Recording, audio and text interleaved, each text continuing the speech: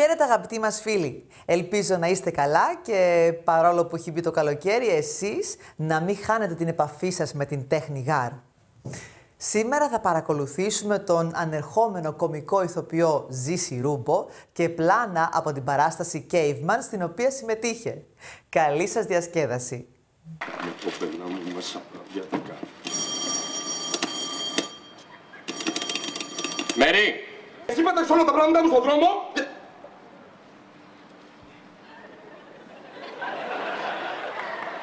Καλησπέρα. Μπορεί να χώνει τη μύτη της παντού, αλλά το έχω συνηθίσει. Μέρι, σοβαρά τώρα. Μου λείπει αν δεν το κάνει, λέμε. Τι είπες, φαλοκράτης, αγρίκος, πρωτόγονος. Άνοιξε μου την παιδί μου, μ' ακούς που σου άνοιξε, άλλο, άνοιξε μου την πόρτα. Κύριε Ζήση Ρούμπο, στην παράσταση αυτή στον Caveman είστε μόνος σας πάνω στη σκηνή. Αυτό είναι δύσκολο? Είναι απαιτητικό, η αλήθεια είναι. Είναι μια παράσταση κοντά στις 2 ώρες που πρέπει να είμαι μόνος μου πάνω στη σκηνή, ένας κωμικός μονόλογος. Και θέλει ενέργεια, θέλει ετοιμότητα, πρέπει να είσαι και 100%. Οπότε είναι αρκετά απαιτητικό, αλλά ταυτόχρονα είναι και μια μορφή ελευθερίας. Εγώ μέχρι τώρα έχω κάνει θέατρο, οπότε πάντοτε είχα κάποιο συνάδελφο μαζί μου πάνω σκηνή. Τώρα που είμαι μόνος μου, είναι μια μορφή ελευθερίας. Είναι ένα προσωπικό στοίχημα που ήθελα να πετύχω. Μ' άρεσε το stand-up comedy που μοιάζει αυτή η παράσταση. Και μ' άρεσε πάρα πολύ. Είναι δύσκολο, αλλά είναι και ωραίο. Στην Ελλάδα δεν έχει προχωρήσει πάρα πολύ το stand-up comedy. Για ποιο λόγο πιστεύετε? Δυστυχώς στην Ελλάδα υπάρχει μια κακώς εννοούμενη μορφή stand-up που ο κόσμος νομίζει ότι θα πάει και θα παρακολουθήσει μια παράσταση που θα τον κοροϊδεύουν, ας πούμε, ή θα τον κλεβάζουν. Ξέρεις, το κλασικό βγαίνω με το μικρόφωνο, κατεβαίνω στον κόσμο και κοροϊδεύω όποιον βρω μπροστά μου. Δεν είναι αυτό stand-up comedy. Το stand-up comedy είναι ένας κωμικός μονόλογος, πολύ κοντά και στο Caveman, στην παράσταση που παίζω, όπου ο ηθοποιός ή ο κωμικός βγαίνει μπροστά σε ένα κοινό με το κείμενό του και η επαφή με τον κόσμο είναι συγκεκριμένη. Αυτό είναι stand-up comedy. Οπότε τώρα τα τελευταία χρόνια γίνονται πολύ καλά βήματα. Υπάρχουν πολλά παιδιά που ασχολούνται με το stand-up comedy και εύχομαι να αναπτυχθεί κι άλλο και να υπάρξουν και σκηνές που θα φιλοξενήσουν τέτοιες παραστάσεις. Εσείς ποιο πρότυπο είχατε για stand-up comedy, το αγγλικό stand-up comedy? Εγώ το αμερικάνικο, από όπου και ξεκίνησε το είδος, από πάρα πολύ παλιά, από το 50. Και οι επιρροές μου είναι κυρίως από ξένους κωμικούς stand-up comedy, τους οποίους μπορεί να δει κανείς στο ίντερνετ, άπειρα βιντεάκια, ναι. Όταν σας προτείνα να παίξετε στο Caveman, αγχωθήκατε που το έργο αυτό έχει παιχτεί και άλλες χρονιές με άλλους ηθοποιούς? Η αλήθεια είναι πως είναι βαριά τα παπούτσια που πρέπει να γεμίσω, αλλά είμαι της άποψης ότι κάθε ηθοποιός έχει να προσφέρει κάτι τελείως διαφορετικό. Το αν αυτό είναι καλύτερο ή χειρότερο, αυτό το αποφασίζει ο κόσμος. Οπότε δεν αγχώθηκα ιδιαίτερα πολύ, γιατί ξέρω ότι θα φέρω ένα τελείως διαφορετικό στοιχείο στην όλη παράσταση. Τώρα, αν αυτό είναι καλύτερο ή χειρότερο, ο κόσμος θα το κρίνει. Και με βοήθησε πολύ και ο Βλαδίμηρος ο Κυριακίδης που σκηνοθέτησε την παράσταση που έπαιζε πριν από μένα τον Caveman. Και έτσι μου παρέδωσε τη σκητάλη πολύ ομαλά, βοηθώντας με να ξεπεράσω το άγχος μου. Ο Βλαδίμηρος Κυριακίδης θέλησε να κάνετε τα ίδια πράγματα που είχε κάνει και αυτός? Δουλέψαμε συγκεκριμένα πάνω σε αυτό, έτσι ώστε οι δύο ερμηνείες να μην μοιάζουν. Δηλαδή, σαφέστατα το κείμενο είναι δεδομένο του Ρομπ Μπέκερ, έτσι, αλλά όλη η υπόλοιπη δουλειά ήταν έτσι ώστε να βγάλω εγώ τα δικά μου στοιχεία σε αυτή την παράσταση, αυτοσχεδιαστικά, μέσα από τις πρόβες, οπότε όχι, δεν ήταν σαφής η γραμμή στο να μην μοιάζουν οι δύο ερμηνείες. Τα τελευταία χρόνια επίσης διαπιστώνουμε και την τάση κάποιων θεατρικών παραγωγών να συνεχίζουν το ίδιο έργο επί πολλά χρόνια. Όπως το άλλο θέατρο στην Αθήνα που συνέχισε επί δεκαετία στο Σεσουάρ για δολοφόνους, ναι. Όπως και το Caveman. Αυτό πώς το εξηγείτε? Είναι κάποια έργα τα οποία έχουν πολύ μεγάλο γκέλ, να το πούμε, με τον κόσμο. Ειδικά κωμωδίες, έτσι. Οπότε όταν ένα κείμενο ή ένα έργο γνωρίζει τόσο μεγάλη επιτυχία και συνεχίζει ο κόσμος να έρχεται, ο παραγωγός δεν το κατεβάζει, γιατί αφού συνεχίζει ο κόσμος να πηγαίνει στο θέατρο, ειδικά το Caveman, το οποίο είναι μια παράσταση που και το θέμα με το οποίο καταπιάνεται είναι πάρα πολύ διαχρονικό. Μιλάει δηλαδή για πράγματα με τα οποία μπορεί να ταυτιστεί ο καθένας. Οπότε γι' αυτό έχει γνωρίσει τόσο μεγάλη επιτυχία, όχι μόνο στην Ελλάδα, σε πάρα πολλές χώρες. Πείτε μας για τον συγγραφέα, είναι ψυχολόγος? Ο Ρομπ Μπέκερ νομίζω ότι ήταν και ο ίδιος ψυχολόγος και έγραψε ένα κείμενο πάρα πολύ χιουμοριστικό, το οποίο όμως μέσα περνάει πολύ ωραία μηνύματα, βασισμένα σε μελέτες που έχουν γίνει. Και χωρίς να το καταλαβαίνεις, περνάς πάρα πολύ ευχάριστα 2 ώρες, αλλά ταυτόχρονα μαθαίνοντας και πράγματα. Για τους άντρες και τις γυναίκες, έτσι. Βασισμένα πάνω σε πράγματα τα οποία ισχύουν, είναι βασισμένα πάνω σε μελέτες που έχουν γίνει, για αρχετυπικές συμπεριφορές που έχουμε. Και είναι πάρα πολύ έξυπνο, πάρα πολύ αστείο και πολύ γλυκό συνάμα. Το κοινό μπορεί να βλέπει ξανά και ξανά την ίδια παράσταση. Εξαρτάται την παράσταση. Νομίζω συγκεκριμένα το Caveman είναι μια παράσταση που δεν τη βαριέσαι. Κάθε φορά νομίζω ότι μπορεί να ανακαλύψει κάτι διαφορετικό. Συν το ότι έχει στοιχεία διαδραστικότητας, επαφής δηλαδή με τον κόσμο, που αλλάζουν την παράσταση κάθε βραδιά. Και από αυτή την επαφή με τον κόσμο προκύπτουν πάντα αστείες καταστάσεις. Πάντα. Αυτά τα διαδραστικά στοιχεία που λέτε είναι κυρίως ερωταπαντήσεις με το κοινό ή και κάτι επιπλέον?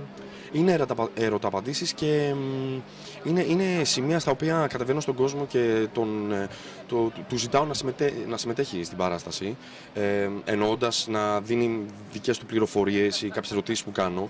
Και πάντα από αυτά τα σημεία προκύπτει γέλιο. Και εμένα με έχουν πιάσει τα γέλια δηλαδή, πάνω σκηνή πολλές φορές από αυτά που ακούγονται. Σηκώνεται και για κάποιον θεατή στη σκηνή? Όχι. Δεν είναι τέτοιου είδους παράσταση, δεν σηκώνεται κανείς πάνω σκηνή. Αλλά νομίζω ότι όποιος έρθει να δει την παράσταση θα καταλάβει ότι είναι πραγματικά πολύ αστείο αυτό που προκύπτει από το να ζητάω από τον κόσμο να μου δώσει κάποιες πληροφορίες συγκεκριμένες. Και πραγματικά πέφτει πολύ γέλιο. Συχνά βλέπουμε μια στροφή προς τις ελληνικές ταινίες, του καλού ελληνικού κινηματογράφου που λέμε, και μια στροφή στα ξένα θεατρικά έργα, όπου κάνουμε διασκευές κτλ. Πιστεύετε ότι μπορεί να υπάρξει μια σύγχρονη νεοελληνική δραματουργία? Όχι μόνο πιστεύω, υπάρχει. Καθότι και εγώ υπήρξα μέλος μιας ομάδας θεατρικής, όπου φτιάχναμε, γράφαμε και σκηνοθετούσαμε τα δικά μας έργα. Και γνωρίζω και πάρα πολλά παιδιά τα οποία κάνουν ακριβώς το ίδιο πράγμα. Υπάρχει δραματουργία ελληνική, νεοελληνική, υπάρχουν δημιουργοί. Το γεγονός ότι δεν ακούμε για αυτούς δεν σημαίνει ότι δεν υπάρχουν. Έτσι. Ή το ότι δεν στηρίζονται αυτές τις προσπάθειες όσο θα έπρεπε, το οποίο είναι λυπηρό. Αλλά υπάρχουν πάρα πολλά ταλέντα και συγγραφικά και σκηνοθετικά και στην υποκριτική. Υπάρχουν πάρα πολλά παιδιά. Μακάρι στο μέλλον να ενισχυθούν περισσότερο. Μόνο αυτό εύχομαι. Αλλά υπάρχουν, σίγουρα. Αυτό είναι πολύ καλό που υπάρχουν πάρα πολλοί, αλλά το θέμα είναι να τους γνωρίσουμε και να δούμε τα έργα τους σε όλη η Ελλάδα.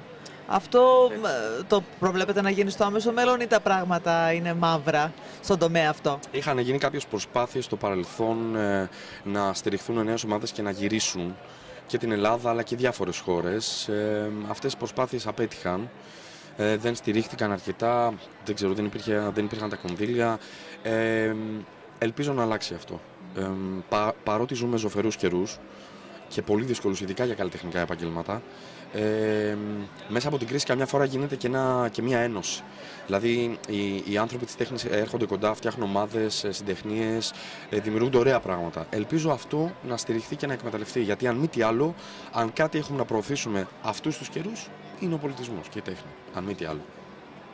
Στο Κάψτε το Σενάριο συμμετέχετε και εσείς. Ποια είναι τα στοιχεία αυτής της εκπομπής που πιστεύετε ότι κάνει το κοινό να την παρακολουθεί και να γελάει με αυτά που παρουσιάζετε?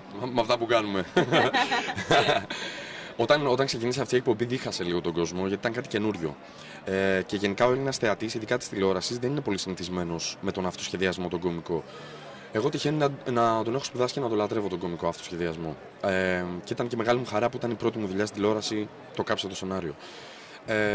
Σιγά σιγά όμως κερδίθηκε ο κόσμος, το αγκαλιάσαν την εκπομπή, γιατί ο αυτοσχεδιασμός είναι κάτι που έχουμε όλοι μέσα μας, από μικρά παιδιά. Όταν βγαίνεις στη γειτονιά σου, ας πούμε, και παίρνεις ένα κομμάτι ξύλο και το κάνεις παθή, άλογο ή δράκο, έτσι, αυτό είναι αυτοσχεδιασμός. Αυτή είναι η βάση του αυτοσχεδιασμού, δηλαδή η φαντασία που δημιουργεί τα πάντα. Γι' αυτό νομίζω ότι και ειδικά σε νεότερες ηλικίες είχε τόσο μεγάλη απήχηση και είμαστε μια παρέα που κάνουμε πλάκα, απλά θέλουμε να μοιράσουμε γέλιο. Περνάγαμε κι εμείς καλά, οπότε νομίζω ότι αυτό πέρασε στον κόσμο και το αγκαλιάσανε σιγά σιγά, ναι. Όταν λέτε πως σπουδάσατε γύρω από τον αυτοσχεδιασμό, αυτό πού συνέβη, ποιες είναι οι σπουδές σας? Αυτό συνέβη καταρχήν στη σχολή Βεάκη, όπου και φοιτήσα. Και σε διάφορα άλλα σεμινάρια κατά την περίοδο σπουδών μου, όπως ασχολήθηκα πολύ με τη σωματική κωμωδία, τον αυτοσχεδιασμό, το θεατρικό κλόουν και μου άρεσε πάρα πολύ το σωματικό θέατρο, το αυτοσχεδιαστικό θέατρο, αυτοσχεδιασμός κωμικός και ό,τι έχει να κάνει με την χρήση των εκφραστικών μέσων του ηθοποιού, πρόσωπο, σώμα, ναι. Παλαιότερα στον κύκλο των ηθοποιών λέγανε πως αν βγάλεις μια δραματική σχολή, όπως το Θέατρο Τέχνης ή το ΒΕΑΚΙ κτλ, είσαι εξασφαλισμένος πως θα έχεις δουλειά στο χώρο. Αυτό ισχύει σήμερα. Σταματήστε. Θα μου πιάσω τα γέλια. Δεν ξέρω τι να απαντήσω τώρα σε αυτήν την ερώτηση. Δηλαδή, οποιοδήποτε έχει πάρει ένα χαρτί από κάποια σχολή ξέρει πάρα πολύ καλά αν αυτό εξασφαλίζει δουλειά. Σε καμία περίπτωση. Όχι. Το να τελειώσει μια σχολή δεν εξασφαλίζει μια δουλειά μετά. Ειδικά στα καλλιτεχνικά επαγγέλματα, έτσι. Όχι, σε καμία περίπτωση. Θέλει πολύ γερό στο μάχη και υπομονή και λίγο τύχη και λίγο συγκυρίες. Πολλά πράγματα συντελούν στο να καταφέρεις να συνεχίσεις να ζεις από ένα καλλιτεχνικό επάγγελμα. Σίγουρα όχι μόνο ένα χαρτί. Έχετε κάποιο αποθυμένο σας όσον αφορά στην γκάμα του ρεπερτορίου που θέλετε να ανεβάσετε? Κάποιος ρόλος σας έχει μείνει αποθυμένο να τον παίξετε κάποτε? Δεν θα το έλεγα. Όχι. Παλιότερα σκεφτόμουν ότι ναι, θα ήθελα να παίξω, ας πούμε, αρχαία κομμωδία στην Επίδαυρο. Αλλά τώρα πια δεν είμαι δυσαρεστημένος που δεν έχει έρθει ή αν θα έρθει. Δεν σκέφτομαι έτσι. Προσπαθώ με κάθε δουλειά που καταπιάνομαι να δίνω το καλύτερο με αυτό. Και ό,τι είναι να έρθει, θα έρθει. Και ξέρετε, πιστεύω και κιόλας ότι όταν δεν υπάρχουν τόσες πολλές ευκαιρίες εκεί έξω, πρέπει σαν δημιουργός να είσαι άνθρωπος που τις δημιουργεί μόνος του. Δηλαδή να είσαι ταυτόχρονα και δημιουργός και να κάνεις δικά σου έργα ή να ανεβάζεις δικές σου παραστάσεις. Οπότε δεν μπορώ να πω ότι στη δουλειά μου έχω κάποιο αποθυμένο. Όχι. Θα ήθελα να παίξω τον Άμλετ, βέβαια. Και βγήκε. Όχι, πλάκα μου. Όχι, δεν έχω. Εκεί ήθελα να καταλήξω στον Άμλετ. Όλοι αυτό δεν λένε. Θα ήθελα να παίξω Άμλετ, η Δίποδα στην Επίδαυρο. Τι άλλο κλασικό, ναι. Φάουστ εννοείται. Όχι, δεν έχω. Όσον αφορά την επιθεώρηση τη σύγχρονη, τη σημερινή, τι έχετε να πείτε? Τι έχω να πω? Καλή φάση. Δεν ξέρω. Τώρα είναι λίγο μπερδεμένο. Τώρα κάθε φορά που κάποιος από εμάς λέει τη λέξη επιθεώρηση, ίσως να έχει κάτι άλλο διαφορετικό στο μυαλό του. Εμένα μου αρέσει η επιθεώρηση. Μ' αρέσει όμως με την παλιά κλασική της μορφή. Με τα σκετσάκια, μ' αρέσουν πάρα πολύ τα σπονδυλωτά έργα, μ' αρέσουν τα σκετσάκια πάρα πολύ, μ' αρέσει η σάτυρα. Τώρα όλα αυτά είναι λίγο μπερδεμένα, ο κόσμος ίσως έχει κάτι διαφορετικό στο μυαλό του σαν επιθεώρηση τα τελευταία χρόνια. Εμένα μ' αρέσει. Και είναι ένα είδος που νομίζω ότι ειδικά στην Ελλάδα ευδοκιμεί. Γιατί ο Έλληνας το έχει πάρα πολύ αυτό, τη σάτυρα, τα σκετσάκια. Είναι καλό που υπάρχει. Είναι καλό που υπάρχει, ναι. Διαβάσαμε σε βιβλία πως παλαιότερα η Μαρία Κακοτοπούλη μπορούσε να παίζει κάλλιστα σε αρχαίες τραγωδίες και κάλλιστα σε επιθεωρήσεις. Όπου ήταν εξίσου καλή και στα δύο είδη. Αυτές οι παλιές επιθεωρήσεις που αναφέρατε κι εσείς, έχετε καθόλου πληροφορίες τι διαφορετικό είχαν από τις σημερινές?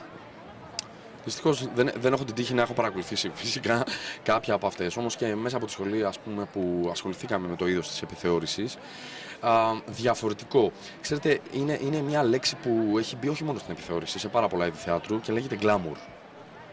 Η γκλαμουριά.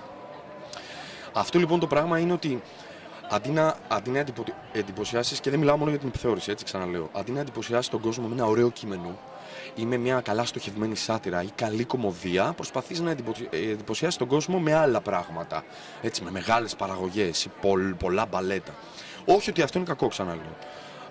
Απλά επειδή με ρωτήσατε για διαφορά, νομίζω ότι αυτή είναι η διαφορά. Νομίζω. Έτσι. Χωρίς να έχω, ξαναλέω, χωρίς να έχω δει και να έχω προσωπική εμπειρία από την παλιά επιθεώρηση. Αλλά νομίζω ότι αυτή είναι η διαφορά. Ότι λίγο άλλαξε λίγο ο στόχος της επιθεώρησης, ας πούμε. Και στράφηκε λίγο περισσότερο προς τον εντυπωσιασμό. Νομίζω. Το είδος που προτείνει ο Μάρκος Σεφερλής, πώς σας φαίνεται? Το είδος που προτείνει ο Μάρκος Σεφερλής. Καταρχήν, ο Μάρκος Σεφερλής, να αναφέρουμε ότι αυτή τη στιγμή που μιλάμε, 2013, είναι από τους πιο επιτυχημένους θειάσους που υπάρχουν αυτή τη στιγμή και λειτουργούν στην Ελλάδα και δίνει δουλειά σε πάρα πολύ κόσμο. Ό,τι και να πω εγώ για τον Μάρκο Σεφερλή, είναι ένας άνθρωπος ο οποίος έχει αποδείξει τι μπορεί να κάνει και τι κάνει. Είναι ένα πολύ συγκεκριμένο είδος χιούμορ. Και ξέρετε, σε αυτά είναι όλα υποκειμενικά. Θεωρώ ότι είναι ένας πάρα πολύ άρτιος αυτοσχεδιαστής. Τώρα από εκεί και πέρα ο καθένας έχει την προσωπική του άποψη. Τα θέατρα του είναι γεμάτα και αυτό αποδεικνύει τα πάντα. Έτσι. Το αν μου αρέσει εμένα ή όχι ή στον καθένα από εμάς, οποιοδήποτε είδος, δηλαδή, όχι μόνο για τον Μάρκο το Σεφερλί, και για τραγωδίες και για δραματικούς ηθοποιούς δηλαδή. Ξέρετε, η ερώτηση, ας πούμε, για τον Μάρκο το Σεφερλί με έχουν ξαναρωτήσει επειδή ασχολείται και ο ίδιος με κωμωδία. Αλλά νομίζω ότι είναι λίγο παγίδα. Δηλαδή, όπως θα μπορούσα να εκφέρω γνώμη για τον Μάρκο Σεφερλί, θα μπορούσα να εκφέρω για οποιονδήποτε αυτή τη στιγμή είναι πετυχημένος. Και κακά τα ψέματα, ο Μάρκος Σεφερλής είναι ένας πετυχημένος κωμικός. Αυτό. Ποιους Έλληνες παλαιότερους κωμικούς θαυμάζετε? Παλαιότερος ηθοποιός, το είδωλό μου είναι ο Δημήτρης Οχόρν. Ο Δημήτρης Οχόρν είναι είδωλό μου. Δεν μπορώ να μιλήσω αντικειμενικά για αυτόν τον άνθρωπο, γιατί κάθε φορά που τον έχω δει σε κάποια από τις ταινίες του μένω άναυδος. Λυπάμαι πάρα πολύ που δεν τον πρόλαβα στο θέατρο. Θα ήθελα πάρα πολύ. Έχω γνωρίσει ανθρώπους που έχουν δουλέψει μαζί του και έχουν να πούνε μόνο καταπληκτικά πράγματα για αυτόν. Οπότε έχω μόνο τις ταινίες του να δω και είναι το είδωλό μου. Πώς εξηγείτε πως ο ίδιος ο Τάκης Οχόρν έλεγε πως συχαινόταν να βλέπει τον εαυτό του στην τηλεόραση, στις ταινίες, αφού φυσικά παράτησε το επάγγελμά του ηθοποιού και μεγάλωσε λιγάκι σε ηλικία, έλεγε πως απορώ πως άρεζα στον κόσμο. Δεν ξέρω τι να σας πω. Μακάρι να τον είχα γνωρίσει σαν άνθρωπο. Έχω τόσα πολλά να τον ρωτήσω. Ανασφάλεια του ηθοποιού να πω ταπεινότητα, να πω μετριοφροσύνη, να πω... Δεν ξέρω. Πραγματικά δεν ξέρω. Πάντως εγώ όποτε τον παρακολουθώ σε κάποια από τις ταινίες του... Ζηλεύω. Ζηλεύω, ναι. Είναι από τους Έλληνες ηθοποιούς που τους θεωρώ μοναδικούς. Χρωστάτε ευγνωμοσύνη σε κάποιο δάσκαλό σας ή σε κάποιον άλλον από το χώρο της τέχνης που σας βοήθησε? Ευγνωμοσύνη χρωστάω καταρχήν σε όποιον άνθρωπο έχει σταθεί δίπλα μου και με έχει μάθει κάτι. Πάντοτε εγώ σαν μαθητής και σαν άνθρωπος και σαν συνεργάτης ήμουνα λίγο επαναστάτης, πάντα αμφισβητούσα. Βέβαια, μεγαλώνοντας συνειδητοποίησα ότι αυτός είναι ο μόνος τρόπος να μάθεις σωστά. Να αμφισβητείς και να ρωτάς και να μην δέχεσαι αβίαστα. Οπότε είναι πάρα πολλοί άνθρωποι που έχουν σταθεί και όχι μόνο από το χώρο του θεάτρου, γιατί εγώ πριν το θέατρο είχα ασχοληθεί και με τη ζωγραφική. Αυτό είναι το πάθος μου, μάλιστα κιόλας. Ήθελα πάρα πολύ να μπω στην καλών τεχνών, ευτυχώς δεν μπήκα. Και λέω ευτυχώς γιατί δεν θα είχα ανακαλύψει το θέατρο. Όσοι άνθρωποι στάθηκαν δίπλα μου και είχαν κάτι να μου δώσουν, ακόμα και καθηγητές ή δάσκαλοι με τους οποίους δεν πήγαινα καλά, πήρα κάτι από αυτούς. Οπότε είναι, ναι, χρωστάω ευγνωμοσύνη σε πάρα πολύ κόσμο για το ότι είμαι εδώ. Από τους καθηγητές μου στη δραματική, από τους γονείς μου, από τους δασκάλους μου, από τους σκηνοθέτες μου, τους οποίους είναι πάρα πολλοί άνθρωποι. Ναι. Δεν έχω φτάσει μόνος μου εδώ, με τίποτα. Τη ζωγραφική την παρατήσατε? Όχι. Όχι, μου αρέσει πάρα πολύ, είναι το πάθος μου, απλά είναι πια για τον εαυτό μου. Δεν μπόρεσα να μπω στην καλών τεχνών, αλλά είναι ένα μεγάλο μου πάθος, παρακολουθώ ζωγραφική, ζωγραφίζω όποτε έχω χρόνο και σχέδιο πολύ. Ναι. Πού θα πουλάγατε τους πίνακές σας? Τώρα ντρέπομαι, δεν νομίζω. Άμα ποτέ ξεπεράσω την ντροπή μου, ίσως ναι, θα ήθελα να κάνω έτσι μια έκθεση, αλλά είναι κάτι τελείως διαφορετικό που ακόμα δεν έχω δουλέψει μέσα μου, δεν ξέρω. Δηλαδή έχετε κάποιο ατελιέ στο σπίτι σας? Έχω ένα δωματιάκι στο οποίο έχω μέσα τα καβαλέτα μου και τα πινέλα μου εκεί και κάθομαι και βγάζω τα σωθικά μου. Ναι. Είναι εκτονοτικό? Πάρα πολύ. Ήταν το πρώτο μέσο έκφραση που ανακάλυψα από παιδί και δεν το παράτησα ποτέ μέχρι και τώρα. Ναι, πάρα πολύ εκτονοτικό. Σε ποιο είδος ανήκουν οι πίνακες σας, αν τους βάζαμε σε κάποιο είδος? Κοιτάξτε να δείτε. Εγώ γενικά είμαι ανάμεσα σε ένα εξπρεσιονιστικό δανταϊσμό και σε μια ολοκληρωτική Δεν ξέρω, νομίζω θα έλεγα σουρεαλιστικό, φανταστικό ρεαλισμό με κλασικιστικά στοιχεία. Πώς φαίνεται η παιδεία. Όχι, ναι. Δεν μ' αρέσει η ανεικονική ζωγραφική και η μοντέρνα αντιμετώπιση των πραγμάτων. Μ' αρέσουν τα σαφή μηνύματα στη ζωγραφική και αυτά προσπαθώ να κάνω κι εγώ όσο μπορώ. Πάρα πολύ ενδιαφέρον ακούγεται. Δεν ξέρω, άμα το δείτε μπορεί να αλλάξει τη γνώμη.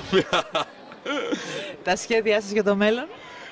Να είμαι καλά με την οικογένειά μου, να μπορώ να κάνω αυτό που αγαπάω και να δουλεύω, να έχω ανθρώπους γύρω μου που με αγαπάνε και να καταφέρω έτσι μερικά σχεδιάκια πάνω στο επάγγελμα να τα κάνουν να προχωρήσουν. Να είμαστε καλά. Ευχόμαστε καλή επιτυχία σε ό,τι κάνετε. Ευχαριστώ πολύ. Να είστε καλά, καλή συνέχεια. Χάρηκα. Ένα διαφημιστικό διάλειμμα και σε λίγο και πάλι μαζί.